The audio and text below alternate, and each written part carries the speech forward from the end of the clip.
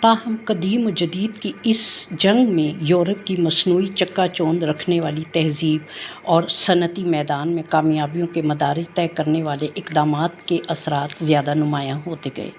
عیسائی مبلغین نے اپنے مشنری اداروں کے ذریعے عیسائیت کے مقابلے میں اسلام کو کم تر ظاہر کرنے کی جو کوششیں شروع کی تھیں وہ اس میں کافی حد تک کامیاب ہوتے چلے گئے۔ قرآن کی آیات کی غلط اور من پسند تفسیریں، آقائے دو جہاں حضرت محمد صلی اللہ علیہ وسلم کی ذات اقدس کو حرف تنقید بنانا، ارکان اسلام میں خامیاں تلاش کرنا، مثلاً سودی نظام کی اہمیت کو ظاہر کرنے کے لیے یہ تاویل پیش کرنا کہ اس نظام کے بغیر ترقی ناممکن ہے۔ ماہ رمضان کی اہمیت کو قائم کرنے کے لیے جو جواز پیش کیے گئے وہ یہ تھے کہ اس ماہ میں افراد کی قوت کارکردگی متاثر ہوتی ہے، لہٰذا اسے موقوف کیا جائے۔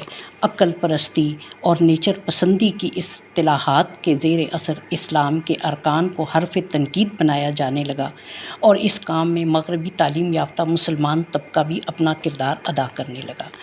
ان حالات کے تحت جمہوریت، فکری آزادی، سیاست، حقوق نسواں، آزادی نسواں، تعلیم نسواں کے علاوہ وطن پرستی جیسے خیالات کو بھی تقویت ملی۔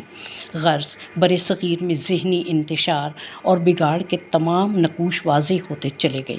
انہی حالات میں آزادی وطن کے نعرے بلند ہونے لگے۔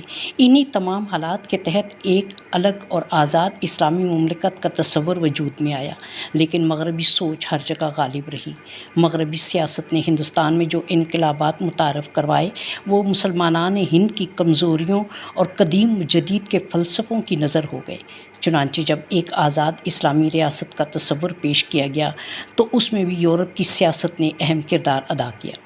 برصغیر کی کئی اہم اور دانشور شخصیات اس نظریے سے اس لیے اختلاف کر رہی تھیں کہ یہ نظریہ خالص اسلامی نقوش کا آئینہ دار نہ تھا، بلکہ وہ دماغ جو یورپ کی یونیورسٹیوں اور تعلیمی درس گاہوں کے فارغ التحصیل تھے زیادہ گرم جوشی کا مظاہرہ کر رہے تھے، لیکن خالص اسلامی نظریات رکھنے والی دوربین نگاہیں مستقبل میں آنے والے حالات اور واقعات کا جائزہ لے رہی تھیں۔ اسی لیے اختلافات کی بنا پر مسلمانوں میں طبقاتی فرق پیدا ہوا۔